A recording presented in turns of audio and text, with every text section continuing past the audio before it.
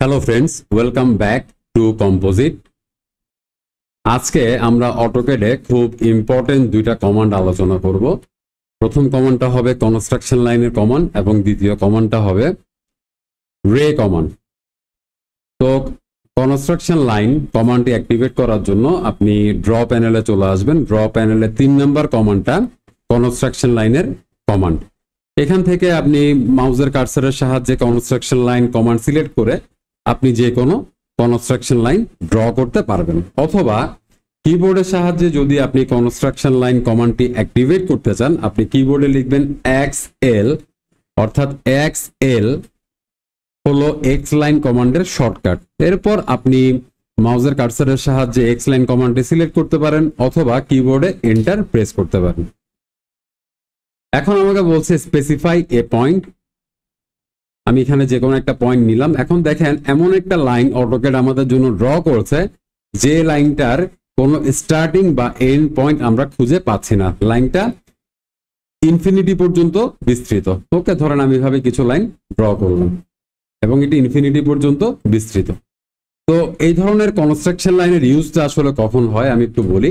ধরেন আমার এখানে একটা ফ্লোর প্ল্যান আছে, আমি এখানে 100 ফিট, 100 ফিট একটা বক্স ড্র করলাম। ধরেন এটা আমার এখানে ব্রিকের লেআউট।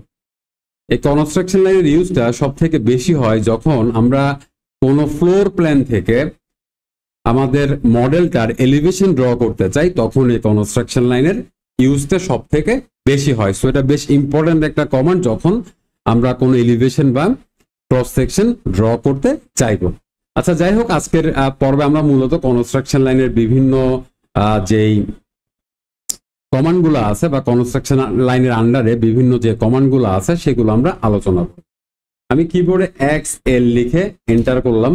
দেখেন আপনি এভাবে করতেই পারেন, র্যান্ডম ভাবে যে কোনো ডাইরেকশনে কনস্ট্রাকশন লাইন ড্র করতেই পারেন। ওকে, আর যদি আপনি স্পেসিফিক্যালি হরাইজন্টালি বা ভার্টিক্যালি আপনার কনস্ট্রাকশন লাইনটাকে ড্র করতে চান, আপনি XL লেখার পরে এন্টার করলেন। এখানে নিচে দেখবেন হরাইজন্টাল কমান্ডটা অ্যাক্টিভেট হয়ে গেল। হরাইজন্টাল সিলেক্ট করলাম। এখন আপনি যে সমস্ত কনস্ট্রাকশন লাইন ড্র করবেন তারা প্রত্যেকে এক্স ডাইরেকশনের প্যারালাল। ওকে, প্রত্যেকটা লাইন এক্স ডাইরেকশনের প্যারালালে ড্র হচ্ছে। আমি যদি আবার XL লিখে এন্টার করি, এরপর আমি এখান থেকে ভার্টিক্যাল সিলেক্ট করতে পারি অথবা কিবোর্ডে V লিখে আমি এন্টার করতে পারি।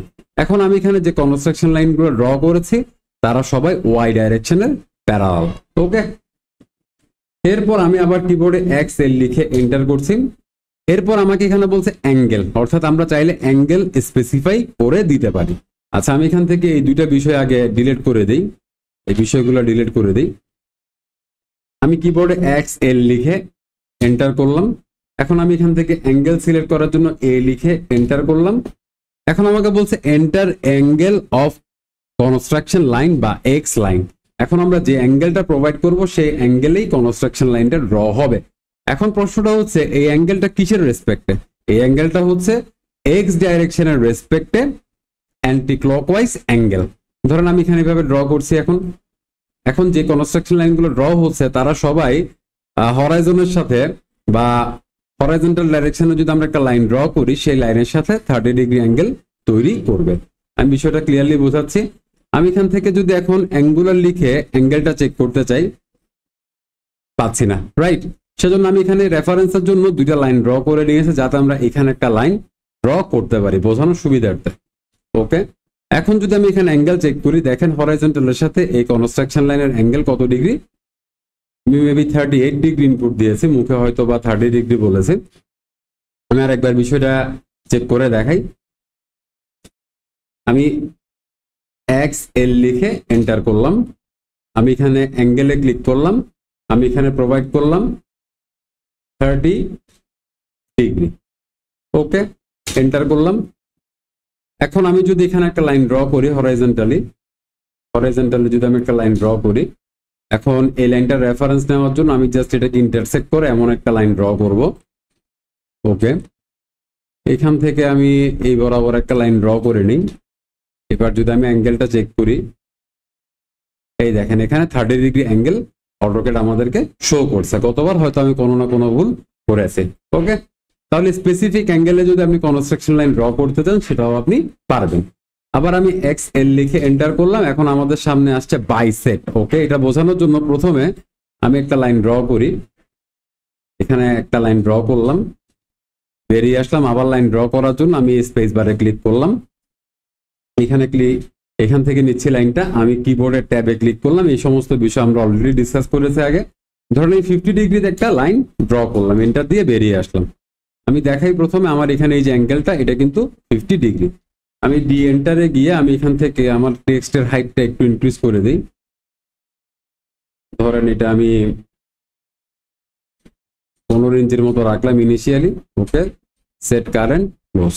তাহলে এখানে একটু বড়ভাবে আমরা বিষয়টা দেখতে পাবো। ওকে, বা আমি আরেকটা কাজও করতে পারি, সেটা হচ্ছে আমি এখানে স্পেসিফিক লেন্থে লাইনগুলো ড্র করি। ধরেন হচ্ছে 50 ফিটের একটা লাইন নিলাম। আবার এখান থেকে আমি কি করব, আরেকটা লাইন নির্দিষ্ট অ্যাঙ্গেলে ড্র করব। সো আমি এখান থেকে ট্যাবে ক্লিক করব কিবোর্ডে, আমি এখানে দিয়ে দিলাম 50 ডিগ্রি। ওকে, এন্টার দিয়ে বেরিয়ে আসলাম। এখন আমি যদি এখান থেকে অ্যাঙ্গেলটা চেক করি, 50 ডিগ্রি আমাদেরকে দেখাচ্ছে। ফাইন। এখন আমরা বাইসেক্ট কমান্ডের মাধ্যমে এই অ্যাঙ্গেলটাকে সমান দুই ভাগে ভাগ করব। কিভাবে? এক্স এল লিখে এন্টার করলাম। এরপর আমি বাইসেক্ট কমান্ডে চলে গেলাম। আমাকে বলছে স্পেসিফাই অ্যাঙ্গেল ভার্টেক্স পয়েন্ট। তাহলে আমরা এখান থেকে দুইটা লাইন যেখানে একে অপরকে ইন্টারসেক্ট করেছে সেই পয়েন্টটা সিলেক্ট করলাম।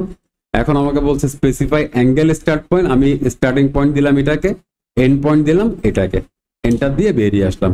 এখন এখানে এই যে লাইনটা ড্র হলো, এটা কিন্তু 50 ডিগ্রি অ্যাঙ্গেলকে সমান দুই ভাগে ভাগ করেছে। কিভাবে বুঝবো এটা বোঝার জন্য এখানে একটা লাইন ড্র করে নিতে হবে, আদারওয়াইজ একটু আগে যেমনটা দেখলাম এই অ্যাঙ্গেলটা আমরা দেখতে পাবো না। জাস্ট রেফারেন্সের জন্য আমি এখান থেকে এই পয়েন্ট একটা লাইন ড্র করছি, দেন আমি এখান থেকে এখানে আরেকটা লাইন ড্র করছি। এগুলো এবার আপনি ডিলিট করে দেন। এখন যদি আপনি অ্যাঙ্গেলটা চেক করেন, সে এখান থেকে এখানে দেখেন 25 ডিগ্রি, এখান থেকে এখানে এটাও কত ডিগ্রি, 25 ডিগ্রি। দ্যাট মিনস আপনি একটু আগে যে কনস্ট্রাকশন লাইনটা ড্র করলেন সেটা এই অ্যাঙ্গেলটাকে সমান দুই ভাগে ভাগ করেছে। ওকে, আচ্ছা, নেক্সট আমরা দেখি এখানে আর কি কি বিষয় আছে। সেটা হচ্ছে এক্স এল লিখে আমি এন্টার করলাম। এখান থেকে অফসেট নামক একটা কমান্ড আছে। ওকে, আমি ইনিশিয়ালি ভাবে দেখাই। আমি এখানে F8 এর মাধ্যমে আমি অর্থমুখটা অন করে নিই। ধরেন আমি একটা লাইন ড্র করলাম 50 ফিট। এখন আমি এক্স এল লিখে এক্স লাইন কমান্ডটি অ্যাক্টিভেট করলাম।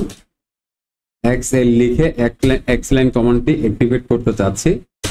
ওকে, এখন অফসেটে ক্লিক করলাম, বা এখান থেকে ও লিখে এন্টারও করতে পারি। এখন আমাকে বলছে স্পেসিফাই অফসেট ডিস্টেন্স। সে আমি দিলাম এখানে 10 ইঞ্চি অফসেট ডিস্টেন্স, এন্টার করলাম। এখন আমাকে বলছে সিলেক্ট এ লাইন অবজেক্ট, অর্থাৎ কোন লাইনের রেসপেক্টে সে অফসেটে কনস্ট্রাকশন লাইনগুলো ড্র করবে। তো আমরা বলছি এই লাইনের রেসপেক্টে করো। এখান থেকে যে সমস্ত কনস্ট্রাকশন লাইন এখন ড্র করছি, উপরে হোক বা নিচে হোক, প্রত্যেকটাই কিন্তু 10 ইঞ্চি ডিস্টেন্সে অবস্থান করছে। আমি যদি একটু দেখাই, এই যে 10 ইঞ্চি ডিস্টেন্স, বা উপরেরটার জন্য যদি দেখাই 10 ইঞ্চি ডিস্টেন্স। এই সিমিলার বিষয়টা কিন্তু আপনি অ্যাঙ্গুলার ওয়েতেও করতে পারবেন। ধরেন আমি এখানে একটা লাইন ড্র করলাম। এখন আমি এক্স এল কমান্ডের মাধ্যমে এক্স লাইন অ্যাক্টিভেট করলাম, অফসেট করলাম। আমি 10 ইঞ্চিতে অফসেট করতে যাচ্ছি, এন্টার। ওকে, তাহলে এখানে প্রত্যেকটা লাইন কিন্তু একে অপরের থেকে 10 ইঞ্চি অফসেটে আছে। কিভাবে বুঝবো? আমি যদি এখান থেকে অ্যালাইন নেই, আমি যদি এভাবে চেক করি, দেখেন প্রত্যেকটা লাইন একে অপরের থেকে 10 ইঞ্চি অফসেটে আছে। তাহলে এটাও বেশ ইম্পর্টেন্ট একটা বিষয়, যদি আপনি করতে চান অ্যাপ্লাই করতে পারেন। এই সমস্ত কাজ আপনি হয়তো বা এই অফসেট নেওয়ার কাজগুলো হয়তো আপনি লাইন কমান্ডের সাহায্য করতে পারেন, বাট যদি কোনো কারণে আপনার এলিভেশন ড্র করার ক্ষেত্রে এই ধরনের অফসেটের দরকার হয়, বা আপনার যদি প্রয়োজন পড়ে, তাহলে আপনি কনস্ট্রাকশন লাইন কমান্ডের মাধ্যমেও কাজটা করতে পারবেন। ওকে, আচ্ছা, এখন আমরা দেখবো আরেকটি ইম্পর্টেন্ট কমান্ড, সেটা হচ্ছে রে কমান্ড। ওকে, আসলে আমি বলি এই সমস্ত কাজ আপনি লাইন ড্র করার মাধ্যমেও করতে পারেন। অটোক্যাডে খুব অল্প সংখ্যক কমান্ড দিয়ে আপনি ওভারঅল কাজ সেরে ফেলতে পারেন, বাট আপনি যত বেশি কমান্ড ব্যবহার করে আপনার ড্রয়িংটা করবেন, আপনি তত স্মুথ এবং ফাস্টেস্ট ওয়েতে আপনার কাজ কমপ্লিট করতে পারবেন। That's it. ওকে, এখন একটু বলি, এক্স লাইন বা কনস্ট্রাকশন লাইন যখন আমরা অ্যাক্টিভেট করেছি, সেখানে যে লাইনটা আপনি পাচ্ছেন সেটা দেখেন, এই যে সেন্টার পয়েন্টের রেসপেক্টে উপরে এবং নিচে ইনফাইনাইট ডিস্টেন্স পর্যন্ত বিস্তৃত, অর্থাৎ অসীম ডিস্টেন্স পর্যন্ত বিস্তৃত।